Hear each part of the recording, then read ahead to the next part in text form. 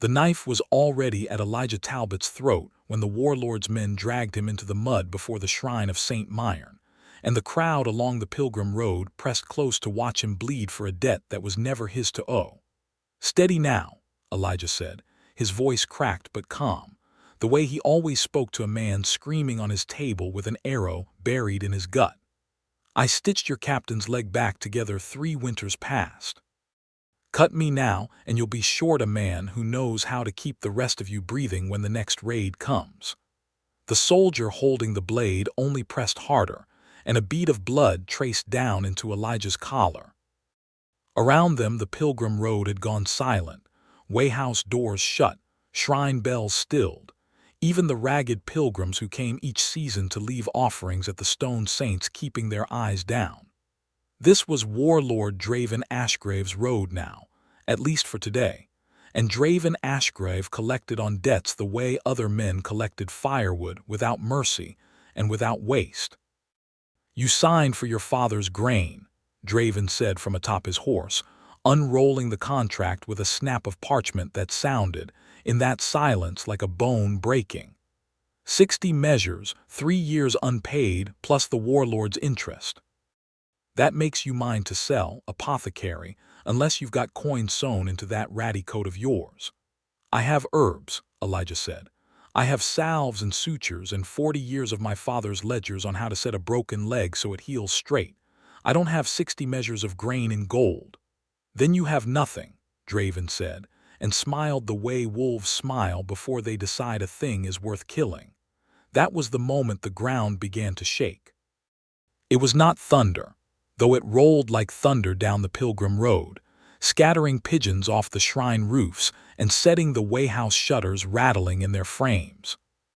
It was hooves, a column of them, riding hard and unafraid, and at the head of that column, on a horse the color of scorched iron, rode a woman the likes of which Elijah Talbot had never seen up close in all his years patching wounds on this violent stretch of road. She was Orc, unmistakably, the green-bronze cast of her skin catching the pale autumn sun, tusks small and neat where they pressed against her lower lip, her black hair bound back in a thick braided crown threaded through with iron rings that marked rank. Elijah didn't know how to read yet, but would learn to read very well. She wore fitted leathers the color of dark rust, a cuirass laced snug over a body built for war and somehow cruelly, also built like something out of a fever dream, strong shoulders, a narrow waist cinched by a wide belt hung with a curved blade, hips that the saddle did nothing to hide. She rode like she'd been born already moving, and when she reined her horse up not 3 feet from Draven Ashgrave's own mount, the animal reared, and she did not so much as sway in the saddle. "Zora Thunderroar," Draven said, and for the first time that morning Elijah heard something under his voice that was not quite confidence. "This is Warlord business. Ride on." "This road runs through Thunderroar land for the next 6 miles, Zora said, and her voice was low and rich and edged like a blade freshly whetted, carrying easily over the crowd. "Which makes it my business the moment your boots touch it, Ashgrave." "Now what?" she said, swinging down off her horse in one clean motion, boots striking the mud with a sound like a verdict. "Is a warlord doing holding a knife to an unarmed healer's throat on a pilgrim road under my watch?" "Debt collection," Draven said. "The man's father borrowed grain. The son inherited the debt. I'm well within rights to claim him as bond labor until it's paid, or sell the contract to whoever wants a healer chained to their war camp." "Show me," Zora said. Draven hesitated just a heartbeat, but Elijah, whose whole trade was reading the small signs a body gave before it broke, saw it plainly. Then the warlord held the contract up, more to the crowd than to her, a man performing his own righteousness. 60 measures, 3 years unpaid. His marks right there at the bottom, plain as day. Zora's eyes moved to Elijah for the first time. He would remember that look for the rest of his life, not pity, which he'd had enough of from women who thought a scarred, sun-weathered apothecary with ink-stained fingers was something to be sorry for, but a kind of sharp, assessing curiosity, as though she were deciding in real time whether he was worth the trouble she was clearly about to cause. "That mark," she said, still looking at him, "is a boy's mark. How old were you when your father put pen to this? 15, Elijah said. I didn't understand what I was signing. My father was dying and there wasn't grain enough to see us through winter. An Ashgrave's man put the paper in my hand and told me to sign or watch him starve in front of me. A miner's mark, taken under duress, witnessed by no magistrate and no clan elder, Zora said, and now she turned fully to face Draven Ashgrave, and something in the set of her shoulders made the crowd along the road lean in, sensing, the way crowds always sense such things, that they were about to see something worth telling their grandchildren about. That contract is not worth the parchment it soils. It's worth what I say it's worth on my road, Draven snapped, and made the mistake, the fatal thunderclap of a mistake, of reaching for his sword hilt while Zora Thunderroar stood within arm's reach of him. She moved before Elijah's eyes could fully track it. One hand closed around Draven's wrist, twisting hard enough that he grunted, and the sword clattered half-drawn back into its sheath. The other hand simply reached up and plucked the contract from his raised fist the way a woman might pluck an apple from a low branch, unhurried, almost lazy, as if she had all the time in the world and Draven Ashgrave was no more threat to her than a gnat. The crowd along the pilgrim road made a sound, not quite a cheer, not quite a gasp, something between the two, the sound of witnesses realizing history was being made in front of them. Zora held the contract up, and for one long moment she simply looked at it, at the shaking, boyish signature at the bottom, and something crossed her face that Elijah couldn't name yet but would come to know as fury on his behalf. Then she turned, walked the 3 steps back to him, knelt in the mud without a flicker of hesitation despite her fine leathers, and pressed the folded parchment into his bound hands. "This belongs to you," she said, low enough now that it was almost just for him, though every soul on that road heard it anyway. "Not him. You keep it, apothecary, and you burn it whenever you please, because no debt signed by a grieving boy over his dying father's bed is a debt owed to anyone but grief itself." "You can't," Draven started. "I already have," Zora said, standing, turning back to him with a smile that had teeth in it, quite literally, her tusks catching the light. 60 measures of grain, 3 years unpaid, and you rode 2 days out of your territory to collect it in person with an armed escort. That tells me it was never about the grain, Ashgrave. That tells me you wanted an excuse to walk a Thunderroar road and see how far you could push before someone pushed back. Consider yourself answered." For a moment, Elijah thought there would be blood after all Draven's soldiers outnumbered Zora's column by a handful, and the Warlord's jaw worked like a man calculating whether pride was worth dying for. But Zora Thunderroar did not so much as reach for the blade at her hip. She simply stood there, utterly unbothered, one hand resting on her belt, and let the silence stretch until Draven Ashgrave made his choice. "This isn't finished," he said, because men like him always needed the last word even when they'd already lost. "It is on my road," Zora said. "Ride." And astonishingly, humiliatingly, he did, wheeling his horse and his soldiers back the way they'd come, boots and hooves churning the mud, while the gathered pilgrims and wayhouse keepers watched him go with the particular satisfaction of people who had just watched a bully get his due. Elijah knelt in the mud still, the contract clutched in his bound hands, staring up at the orc woman who had just upended the worst morning of his life without so much as drawing her sword. "You're bleeding," she said, and crouched down in front of him, tilting his chin with 2 fingers to examine the shallow cut at his throat with an intensity that made his pulse do something strange and fast. "Small mercy it's shallow. I've stitched worse on other men without flinching," Elijah admitted, "and I don't think I've ever been quite so unsettled by a cut before." Something like amusement flickered across her face. "Because usually you're the one holding the needle." She drew a knife, a small one, plain, meant for eating rather than fighting, and cut the ropes at his wrists with 2 efficient strokes. "Zora Thunderroar," she said, as if he hadn't already heard Draven say the name like a curse. "Chieftess of the Thunderroar clan."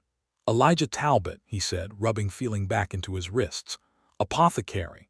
Field surgeon when the road demands it, which it demands rather more than I'd like. He looked at the contract still in his hand, at his own boyish signature, and something in his chest that had sat clenched for 3 years finally, impossibly, began to loosen. I don't know how to thank you for this. You don't have to thank me, Zora said, standing and offering him a hand up that he took, startled by how easily she hauled him to his feet, as though he weighed nothing at all. Ashgrave's been sniffing around Thunderroar borders for a season now, looking for any excuse to test us. He picked the wrong morning and the wrong man to make his excuse. She studied him again, that same frank, assessing look. Though I'll admit I might have stepped in even without the excuse. A man who stands still and keeps his voice steady with a knife at his throat is either very brave or very foolish, and I find I want to know which. Ask anyone on this road, Elijah said, managing something like a smile despite the tremor still working through his hands. They'll tell you foolish. I've been called worse. I don't think foolish men reason with a blade in the middle of an execution, Zora said. I think you're something rarer than that. Come. That cut wants cleaning properly, and I imagine you know better than anyone how to do it, but you'll let me watch, Apothecary, because I find I'm not finished being curious about you yet. That was how Elijah Talbot came to walk beside Zora Thunderroar's horse down the Pilgrim Road toward the nearest weighhouse. His life's worst debt burning to ash in a cook fire an hour later, while she watched with her arms crossed, and something unreadable and warm in her golden eyes. The weighhouse was called the Pilgrim's Rest, a low stone and timber building that had stood at the crossing of two roads for longer than anyone living could remember. Its common room thick with the smell of wood smoke and drying herbs, because Elijah had long ago struck a bargain with its keeper, old Mabel Cray, to use a back corner as his apothecary shop in exchange for tending her family's aches free of charge. It was there, at a scarred wooden table near the fire, that Zora Thunderroar sat across from him that evening, her leather-clad shoulder nearly brushing the low rafters, watching him grind dried yarrow and comfrey into a paste with a mortar and pestle worn smooth by his father's hands before his. You do that like it matters to you, she observed. Most men I've watched heal wounds do it like a chore. You do it like devotion. It is, in a way, Elijah said, not looking up from his work. My father taught me that a wound is a kind of promise. The body promises to heal itself if you just help it keep faith. I've never found much reason to doubt that, even out here, even with everything this road throws at people. And what does this road throw at people, Apothecary? Zora asked, leaning forward, her elbows braced on the table, close enough that he could smell wood smoke and leather and something underneath that was simply her, warm and living. Bandits mostly this stretch, Elijah said. Warlords like Ashgrave squeezing tolls out of pilgrims who can't afford them. Sickness that comes through with the traders. I've set more broken bones on this road than I could count if I tried, and stitched enough men and women that half the weighhouses between here and the mountain pass know my face better than my name. He finally glanced up, meeting her eyes, and found himself unable to look away as easily as he'd have liked. It's not a gentle road, but it's mine. I've walked it since I was a boy at my father's side, and I don't much fancy leaving it, even when it hands me mornings like this one. A healer who chooses the hardest road there is, Zora said, and there was something almost soft in her voice now, a warmth he hadn't expected from a woman who disarmed a warlord with her bare hands not 4 hours past. I find that I like you rather a great deal, Elijah Talbot, and I do not say that easily or often. He felt his face heat absurdly, at nearly 30 years old, like a boy caught staring at a girl at a village dance. I find I like you rather a great deal too, Chieftess, though I confess it terrifies me a little, given the company you were keeping this morning. Zora laughed then, a real laugh, low and startled out of her, as though he'd surprised her by matching her boldness with his own. Good, she said. A little terror keeps a man honest. Now finish your paste, Apothecary. I intend to sit here and watch you work until Mabel throws us both out for taking up her fire. He did finish it, hands steadier than they had any right to be with her watching. And when he pressed the cool paste to the cut at his own throat with a wince, she reached across the table without asking and finished the job herself, her calloused fingers surprisingly gentle against his skin. And neither of them said anything for a long moment, the fire crackling and the wayhouse settling around them. And something unspoken and enormous passed between them that neither was yet ready to name. The following weeks did not slow down the way Elijah half expected them to. Zora Thunderroar, it turned out, did not simply ride off after saving a man's life and forget he existed. She returned to the Pilgrim's Rest 3 days later with a wrenched shoulder from a border skirmish that she insisted, gruffly, needed no attention at all right up, until Elijah pressed his thumb to the joint and she hissed through her teeth. "You could have told me it hurt this much," he said, working the joint back into its socket with the careful, practiced motion of a man who'd done this 100 times on soldiers twice her size, and none of them so stubborn. "Orcs don't complain about pain," Zora said through gritted teeth. "It's a point of pride. Pride's going to leave you with a shoulder that never sets right," Elijah said. "There. Keep it wrapped. Don't swing that sword arm for a week. And for the love of every saint on this road, tell someone when something hurts." "I'll tell you," Zora said, and the way she said it, quiet and certain, made his chest go tight in a way that had nothing to do with medicine.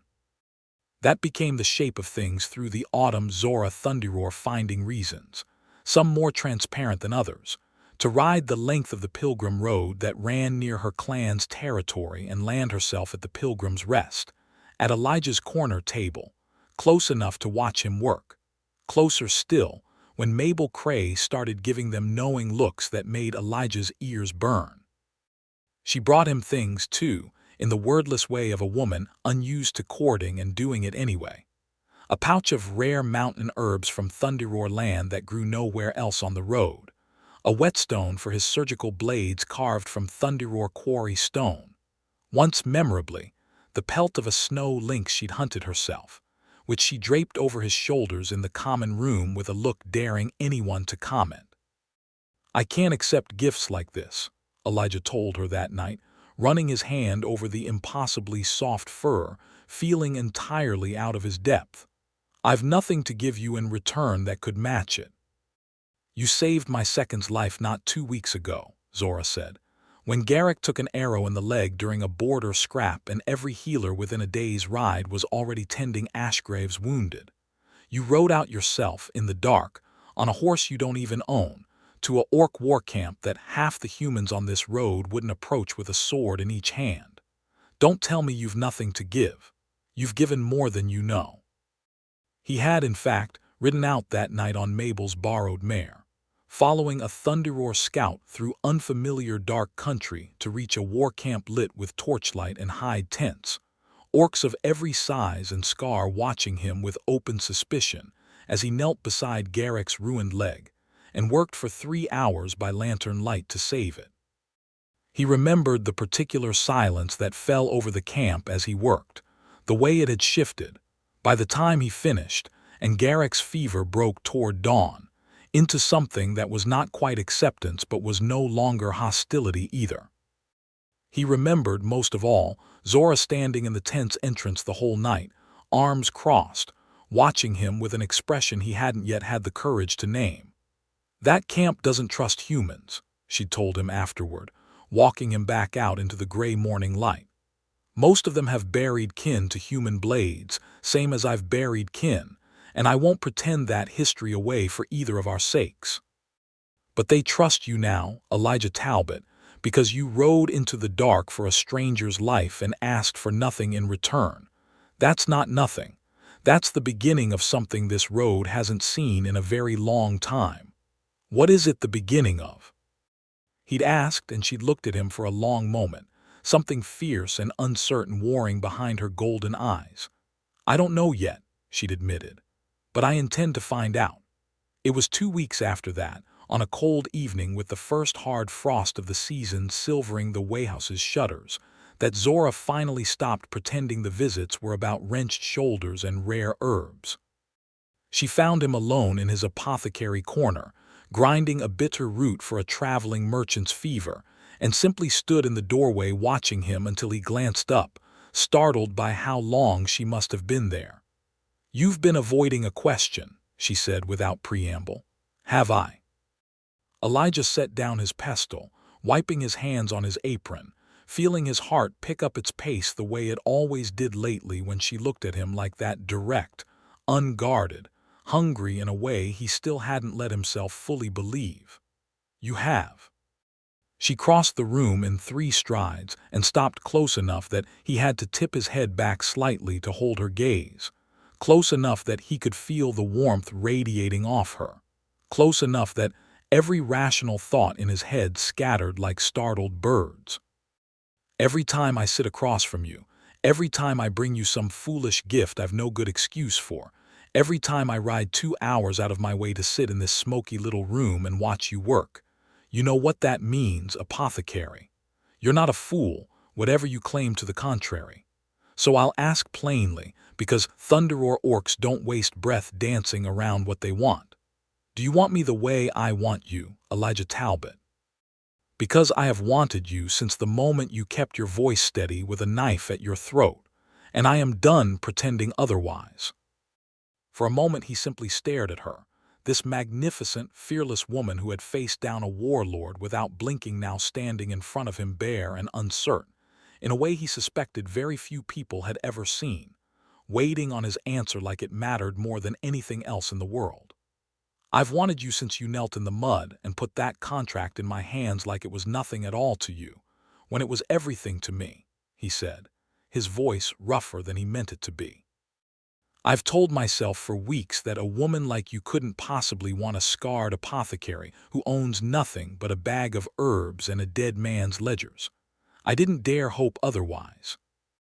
"Then you're a fool after all," Zora said, and there was no venom in it, only a fierce, relieved warmth. "Because I have never once wanted a man for what he owns. I want you for what you are: steady where other men break, brave where other men run, kind in a way this road has nearly beaten out of everyone else who walks it. I have led warriors and buried enemies and faced down men who thought they could take what was mine, and I have never once wanted any of them the way I want you."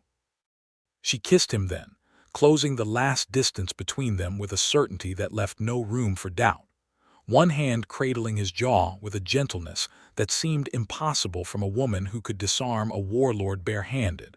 And Elijah Talbot, who had spent his whole life patching up other men's bodies and never once believing anyone would want to claim his own, felt something inside him break open like a wound finally allowed to heal. When they broke apart, both of them a little breathless, Zora rested her forehead against his and laughed, soft and disbelieving. "I have wanted to do that for a month," she admitted.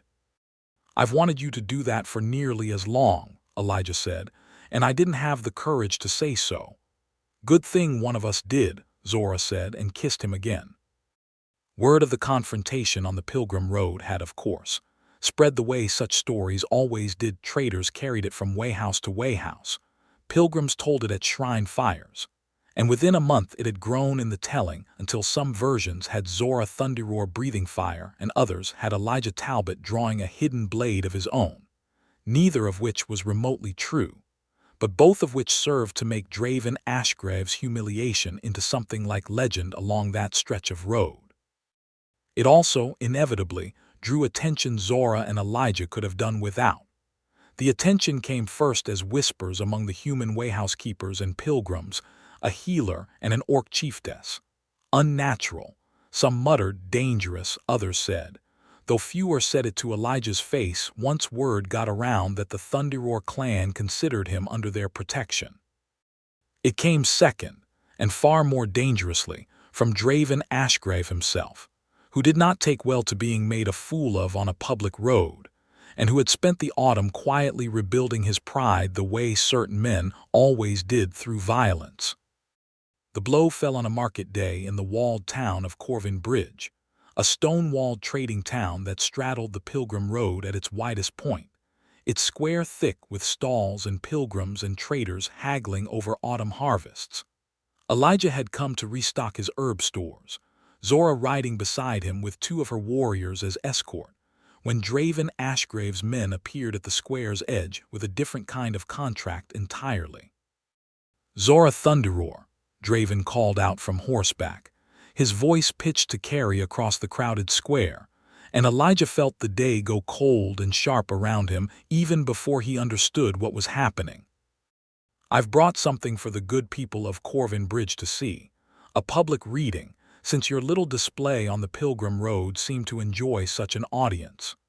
He unrolled a fresh parchment, and Elijah's stomach dropped as he recognized, even at a distance, the shape and seal of a formal accusation. "This town knows me as a man of the law," Draven announced to the gathering crowd, "and the law says a Orc Chieftess consorting openly with a human commoner, sharing his bed and his hearth without clan sanction, violates the old treaty between our peoples, the treaty that keeps orc and human blood from mixing where it threatens the peace both our kinds fought too hard to win. I have brought formal charge against Zora Thunderroar before witnesses, and I intend to see her stripped of clan authority for it, unless she can produce a Thunderroar elder to speak in her defense within the hour." The crowd murmured, drawing back into a loose circle the way crowds always did around a spectacle, some faces hungry for scandal, others uneasy. A few, mostly the ones who'd heard the Pilgrim Road story, openly hostile toward Draven for stirring trouble yet again. Elijah felt every eye that turned toward him like a physical weight, felt the old, familiar shame of being singled out and found wanting rising in his throat, and beside him he felt Zora go utterly still in the way he'd learned meant she was at her most dangerous. "There is no such treaty clause," Zora said, and her voice, though quiet, cut through the square's murmur like a blade. "You're inventing law to suit your spite, Ashgrave." "Am I?" Draven smiled that wolf smile again and produced a second parchment, holding it aloft. "I had my scribes search the old accords quite thoroughly after our last meeting. Article the 9th, the Corvin Accord, signed 40 years past by both our peoples after the border wars. Clan leaders forfeit authority if they take a commoner consort without the blessing of clan elders. It's old law, Chieftess, but law it remains, and I have 3 witnesses among your own clan willing to swear you've taken no such blessing." Elijah's blood ran cold not for himself, but for her, watching the flicker of genuine alarm cross Zora's face before she smoothed it away, because he understood, with the sick clarity of a man who'd read enough of his father's old ledgers and enough treaty scraps traders sometimes carried, that such old, half-forgotten laws did sometimes exist, tangled and half-buried in decades of accord and amendment, exactly the kind of thing an ambitious, spiteful warlord might dig up and twist to his purpose. "You'd strip her of her clan for loving a man," Elijah said, stepping forward before he'd fully decided to, his voice shaking with something that was not quite fear and not quite fury but a great deal of both. "You tried to sell me into bondage over a debt I never truly owed, and when that failed, you humiliated yourself on an open road, and now you tear apart everything she's built because she chose me. That's not law, Ashgrave. That's a grudge wearing law's clothing."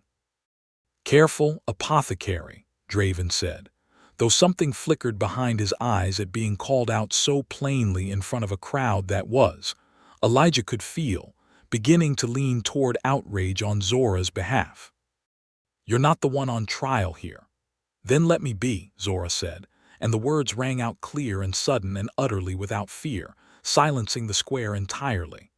"I do not need my clan's blessing to choose the man I love," she continued, stepping forward into the open circle the crowd had made, tall and unbowed, her voice rising to carry to every stall and doorway around the square. "But if the old accord truly demands it, then hear this, all of you, as witnesses. I do not consort with Elijah Talbot as a chieftess taking some passing amusement, to be forfeited or hidden or apologized for. I claim him. Openly before this town, before my own people, before you, Ashgrave, and your invented law. I claim Elijah Talbot as my chosen consort, and any elder of my clan who wishes to dispute it may ride to Thunderroar territory and say so to my face, because I will not stand in a market square and be shamed for loving a good man simply because he was not born with tusks." The crowd erupted, not in outrage, as Draven had clearly hoped, but in something closer to astonishment and, from a surprising number of throats, approval, the particular thrill of watching a proud woman refuse to be cowed. Elijah felt his own heart hammering, half terror at what she'd just done in front of a hostile crowd and half a swelling, disbelieving joy that she'd done it for him, claimed him, openly, without a shred of hesitation, in front of the very man who tried to destroy them both. Draven, for his part, looked as though he'd swallowed something foul. "A public claim changes nothing regarding clan law. Then let your 3 witnesses ride to Thunderroar territory," Zora said, "and explain to my clan elders why a human warlord cares so deeply about the private affairs of an Orc Chieftess's heart. I imagine they'll find the answer as transparent as I do. This has never been about treaty law, Ashgrave. It's about a man who cannot bear having been humbled by a woman in front of witnesses, and who would rather burn down my life than let that humiliation stand. Go home. Nurse your pride somewhere that isn't my road, my town square, or my consort's good name." The crowd's murmur turned, palpably, into something like a jeer directed at Draven Ashgrave, a few brave voices even calling out mockery from the safety of the throng, and the warlord, red-faced and thwarted twice now in front of witnesses, wheeled his horse and rode from the square with considerably less dignity than he'd arrived with, his men trailing after him in a ragged, humiliated line. Zora turned to Elijah the moment the square began to unknot itself back into ordinary market day business, and for a moment neither of them spoke, the weight of what had just happened settling over them both. "You didn't have to do that," Elijah said finally, quietly. "Claim me like that in front of everyone. You could have found another way to answer him." "I could have," Zora agreed, reaching up to brush her thumb along his jaw, heedless of the townsfolk still throwing curious glances their way. "But I find I am tired of being careful about you, Elijah. I am tired of half-claims and quiet visits and pretending this is some passing thing. I want the world to know exactly what you are to me, because you are not a secret I intend to keep, and you are certainly not something I intend to let a man like Draven Ashgrave shame me out of. Even if it means trouble with your own clan elders," Elijah asked. "That old accord if it's real. Then I will answer for it myself before my own people, in my own territory on my own terms," Zora said, "not standing in a market square with Ashgrave's spite as the backdrop. Come. There's a ride ahead of us, apothecary, and I think it's time you finally met my clan properly, as more than the healer who saved Garrick's leg." That ride, 3 days later, was the most nervous Elijah had been since the morning a blade had rested against his own throat. Because riding into a war camp under cover of night to save one man's life was one thing, and riding openly into Thunderroar territory in daylight as the acknowledged human consort of its chieftess, to be judged by clan elders who held actual power over whether that claim would stand, was another thing entirely. The Thunderroar camp sprawled across a wide river valley in the shadow of low, forested mountains, dozens of hide tents arranged in careful clan patterns around great central fire pits, banners marked with the Thunderbird sigil snapping in the cold wind, orcs of every age moving through the camp with the unhurried purpose of a people entirely at home in their own land. Elijah felt every eye turn toward him as he rode in at Zora's side, felt the weight of 100 years of hard history between their two peoples pressing down on the moment, and forced himself to sit tall in the saddle despite it, because Zora had taught him, these past weeks, that fear shown plainly only invited more of it. The elders received them in the largest tent, 3 orcs of considerable age and clear authority, their faces lined with scars and years, watching Elijah with an assessing coldness that reminded him uncomfortably of Zora's own gaze the very first day they'd met, before he'd earned whatever warmth lived behind it now. "You would forfeit your chieftainship for a human healer," said the eldest, a woman named Asa with a single long scar bisecting her face from brow to chin, her voice carrying the weary authority of someone who had watched many young chieftains make many foolish choices in her lifetime. "Explain to us why we should not name Garrick chieftain in your place, and send you to live out your days as some commoner's wife on the Pilgrim Road." "Because I have led this clan for 6 years without a single misstep you could name," Zora said, standing before them with her chin lifted. "And because the accord Ashgrave invoked has not been enforced in 30 years, not since old chieftain Bracca took a human traitor as consort, and none of you elders thought it worth more than a raised eyebrow. This is not about law. This is about whether you will let a rival warlord dictate Thunderroar affairs from outside our own borders, and I think you know as well as I do what the answer to that should be." Asa's scarred face didn't shift, but something in her eyes did, a flicker of grudging respect. "And the man himself," she said, turning that assessing gaze on Elijah. "What do you say for yourself, healer? Why should Thunderroar blood accept a human into its heart?" Elijah felt his pulse hammering, but he thought of Zora kneeling in the mud to hand him back his life, thought of the long night in Garrick's tent stitching a leg back together while Orc eyes watched him with wary hope, thought of every wound he'd ever closed on this hard, unforgiving road, and found, to his own surprise, that his voice came out steady. "I can't offer you clan blood or a warrior's arm," he said. "What I can offer is this. I have spent my whole life mending what violence breaks, on both sides of every border this road has ever drawn. I've stitched orc wounds and human wounds with the same hands and the same care, because I never believed the blood underneath mattered as much as the person bleeding. I love Zora Thunderroar not because she is powerful, though she is, and not because she saved my life, though she did, but because she is the first person who ever looked at me, an apothecary with ink-stained hands and no great name to his family, and saw someone worth choosing. I don't know how to be a warrior or a clan lord. I only know how to be steady and honest and devoted to the people I love, and I intend to spend the rest of my life being exactly that for her, if your clan will allow it." The tent was silent for a long moment. Then Asa unexpectedly let out a short bark of laughter. "Well," she said, glancing at her fellow elders who wore matching expressions of surprise, "that's a better answer than Bracca's human ever managed, and he at least had the decency to bring a wagon of grain as tribute." She fixed Zora with a long look.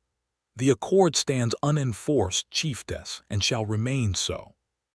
Your claim on this man is yours to make, and yours to defend, and I suspect you'll defend it rather better than anyone fool enough to challenge it deserves.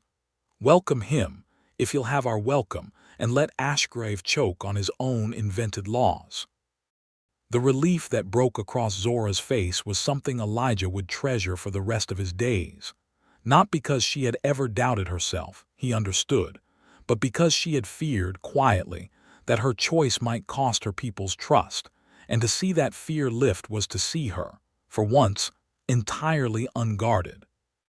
That night, the Thunderroar camp held a fire in celebration that Elijah understood, gradually, was as much about him as about the elders ruling orcs he'd never met clasping his forearm in the warrior's greeting, Garrick himself, walking without a limp thanks to Elijah's stitching, pulling him into a bone-crushing embrace, and declaring loudly to anyone nearby that any healer who'd stayed up 3 nights running to save his leg had earned his place at any Thunderroar fire he pleased. Zora sat beside Elijah through it all, her hand finding his again and again beneath the noise and firelight, and when the celebration finally wound down toward midnight, she drew him away from the central fire toward the quiet dark at the camp's edge, where the river ran cold and silver under a rising moon. "You terrified me today," she admitted, turning to face him, her golden eyes catching the moonlight. "Not because I doubted my elders would rule in my favor, but because I realized, watching you speak to them, how much I have already given you. My heart, my name, my clan's regard. I have never given any of that so completely to another living soul, Elijah Talbot, and it terrifies me exactly as much as it fills me with a kind of joy I don't have proper words for." "I know the feeling," Elijah said, reaching up to trace the line of her jaw, marveling still after all these weeks that she let him touch her like this, that she wanted him to. "I spent so many years telling myself that a man like me, plain, ordinary, more comfortable with a needle than a sword, wasn't the sort of man anyone extraordinary would ever choose. And then you rode into my worst morning and chose me anyway, and I don't think I've stopped being astonished by it since." "Get used to astonishment," Zora said, a smile curving her lips, "because I intend to keep choosing you, Elijah, again and again for as long as we both draw breath. That is not a passing thing with me. When a Thunderroar orc claims a mate, it is not for a season, it is for life." "Is that a proposal, Chieftess?" Elijah asked, his heart suddenly hammering for an entirely different reason. "It's a promise," Zora said. "The proposal comes later, when I've had time to do it properly, in the old way, with all the ceremony my people demand. But the promise stands starting now, tonight, under this moon, with the river as witness." She stepped closer, cupping his face in both hands with a tenderness that always undid him, coming as it did from hands strong enough to disarm warlords. "I am yours, Elijah Talbot, utterly, unshakably yours, and you, if you'll have it, are mine." "I've been yours since the mud," Elijah said, and kissed her, slow and certain, the fire's distant glow and the river's cold murmur the only witnesses to a vow that would, in time, become far more formal but would never feel more true than it did in that moment. Winter came hard to the Pilgrim Road that year, the kind of cold that froze Wayhouse wells solid and turned the mountain passes treacherous with ice. And it was in the deep heart of that season, with snow blanketing the Thunderroar Valley in silence, that Elijah Talbot and Zora Thunderroar finally came together in the fullest sense, in the private warmth of her own tent, hung with furs and lit by a single banked fire. The rest of the camp asleep around them, and the world outside reduced to falling snow and hushed dark. "I have wanted this since the Wayhouse," Zora murmured against his skin, her hands, always so sure and steady in battle, moving over him now with a different kind of certainty entirely, reverent and hungry all at once. "Since I watched you grind herbs like it was the most sacred work in the world and thought, there, that is a man I could love for the rest of my life." "I didn't dare hope," Elijah admitted, his own hands finally free to map the strength of her, the softness beneath it that she showed to no one else, "that a woman like you would ever want a man like me this way." "Then let me show you exactly how much I want you," Zora said, and did, with a passion and a tenderness that left no more room for doubt between them. The two of them wrapped together in fur and firelight while the snow fell soft and endless outside, sealing something between them that no warlord's contract, no ancient half-forgotten accord, no accident of blood or birth could ever unmake. Spring returned to the Pilgrim Road slowly, the way it always did in that hard country, snowmelt swelling the river and pilgrims once more beginning their trickling processions between the roadside shrines. And it was in that first true week of spring that Draven Ashgrave made his final, most desperate move. Word reached the Thunderroar camp by a breathless scout at dawn. Ashgrave had raised a small army, mostly mercenaries, and a handful of loyal soldiers still smarting from 2 public humiliations, and marched them not toward Thunderroar territory itself, where he knew he'd be crushed by Zora's full warband, but toward Corvin Bridge, the walled trading town where he'd once tried and failed to strip Zora of her chieftainship. He'd taken the town's magistrate hostage and was threatening to burn the market square, the very square where he'd been humiliated, unless Zora Thunderroar rode out alone to face him and renounce her human consort before the assembled town, this time with no crowd to shame him into retreat, no witnesses sympathetic to her cause, only his own soldiers, arranged to make certain of the outcome. "It's a trap," Garrick said flatly, when the scout finished delivering the message, the war tent falling into tense debate around the central fire. He wants you isolated without your warriors, so he can finally have his revenge without an audience to stop him." "I know it's a trap," Zora said, already reaching for her blade, her face set with a fury Elijah had rarely seen in her. "But he has innocent townsfolk and a magistrate at his mercy, and I will not let Corvin Bridge burn because a bitter man cannot accept losing twice." "Then you don't ride alone," Elijah said, standing, and every head in the tent turned toward him. "I'm coming with you." "Elijah, you told that market square you claimed me openly before witnesses, and meant every word of it," Elijah said, crossing to stand before her, his voice steady despite the fear coiling tight in his chest. "If Ashgrave wants to force you to renounce me in front of that town, then let him see exactly what he's up against, because I am not going to hide in this camp while you ride into danger for a claim we made together. Whatever happens at Corvin Bridge, we face it together, the same way we've faced everything since the mud." Zora looked at him for a long moment, something fierce and proud and frightened all warring in her golden eyes, and then slowly she nodded. "Together, then. But you ride behind my warband, apothecary, not beside Ashgrave's blades, and you'll bring every bandage and salve you own, because I intend for this day to end with Ashgrave's men needing far more of your skill than mine." They rode out within the hour, a full column of Thunderoar warriors thundering down the pilgrim road toward Corvin Bridge with Zora at their head and Elijah just behind her, his heart hammering with a fear that had nothing to do with his own safety and everything to do with hers, though he'd learned by now not to bother telling her to be careful. Zora Thunderoar met danger the way she met everything else, without flinching. They reached the walled town by mid-afternoon to find the market square exactly as the scout had described, Draven Ashgrave's mercenaries arranged in a loose ring around the square's center. The magistrate bound and gagged near the old shrine fountain.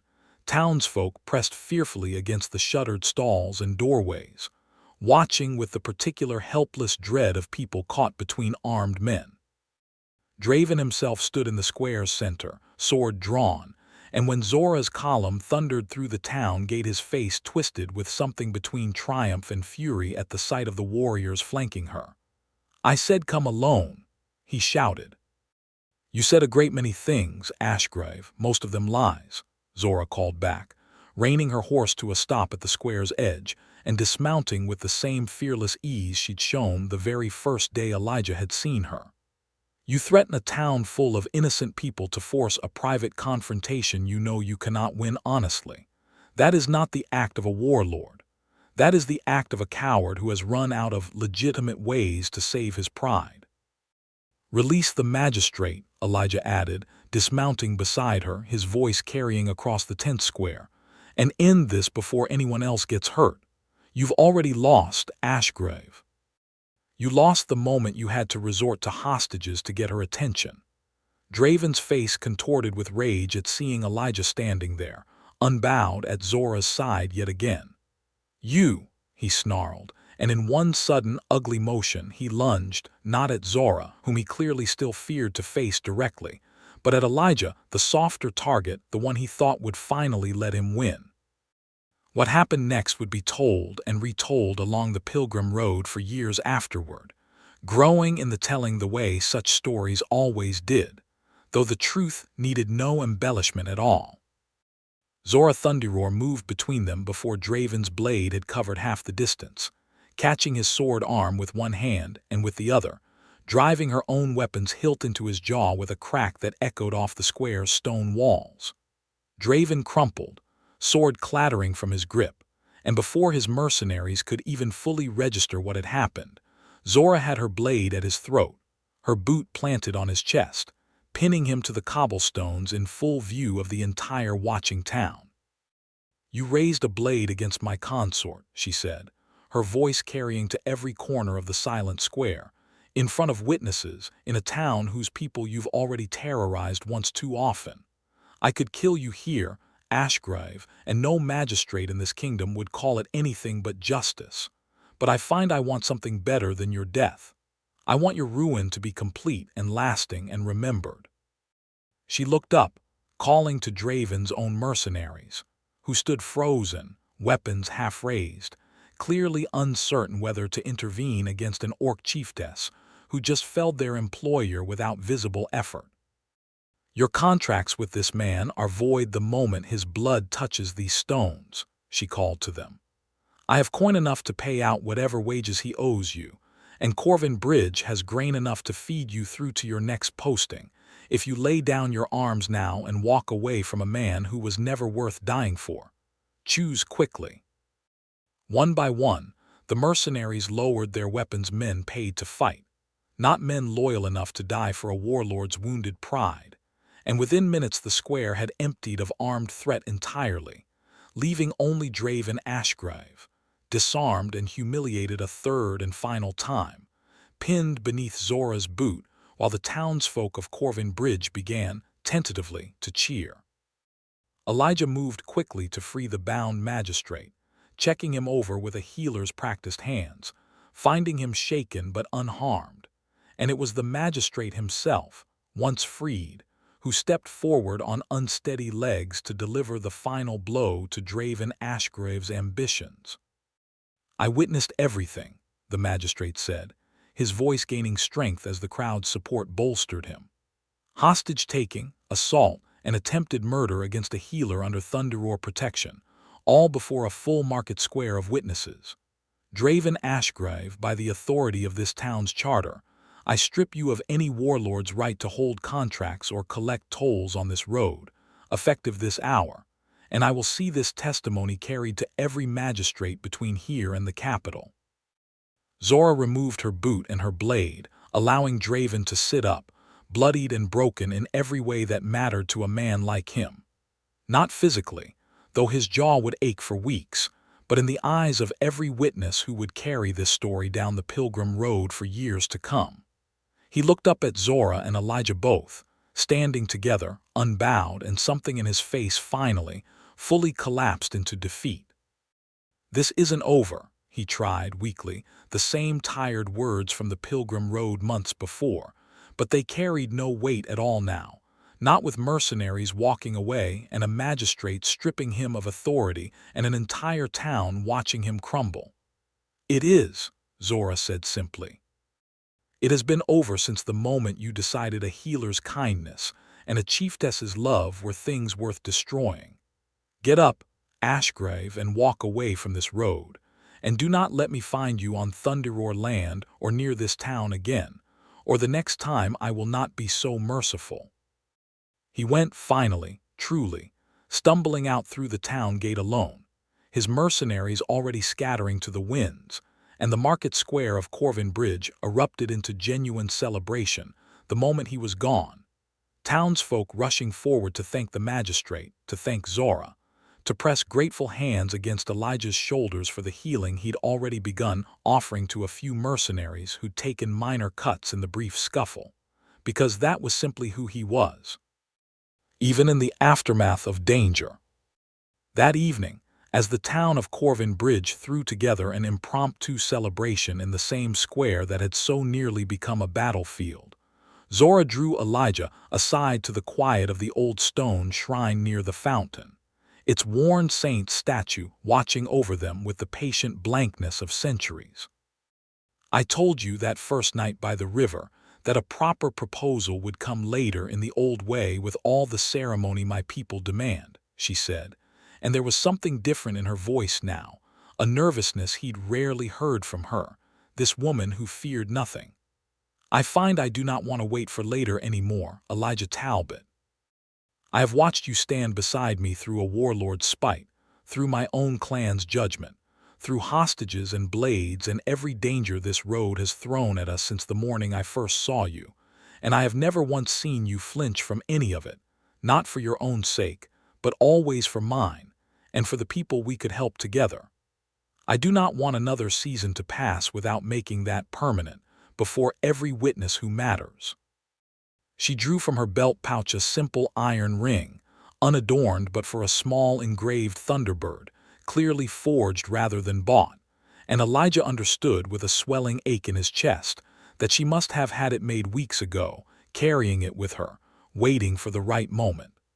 "Among my people," she said, "a chieftess does not ask a man to marry her the way human customs do.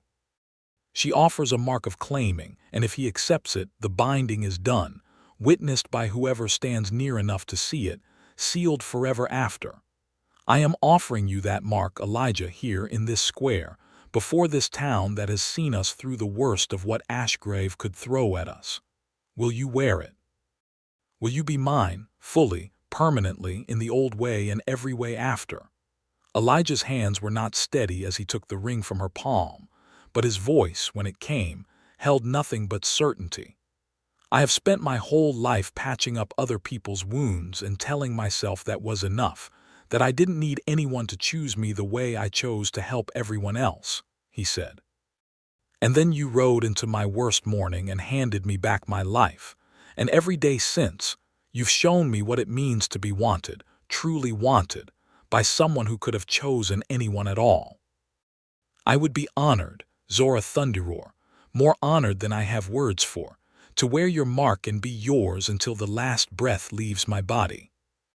He slid the ring onto his finger, and Zora let out a breath that sounded like it had been held for months, pulling him into a kiss right there before the old shrine, before the gathering crowd of Corvin Bridge townsfolk who'd begun to notice what was happening and were already murmuring with delighted surprise, before the worn stone saint who had watched over that crossing for longer than either of their people's histories stretched back. "Mine," Zora murmured against his lips, fierce and joyful all at once. "Finally fully mine." "Yours," Elijah agreed. "And you, Zora Thunderroar, are mine in return, whatever that costs either of us to say plainly to a world that isn't always ready to hear it." The crowd around them, rather than the hostility either of them might once have feared, broke into genuine cheering.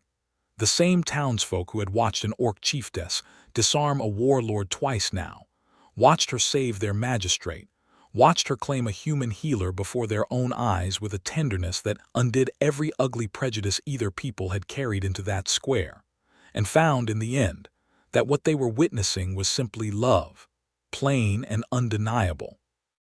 The kind that made even hardened traders and weary pilgrims stop to watch and remember.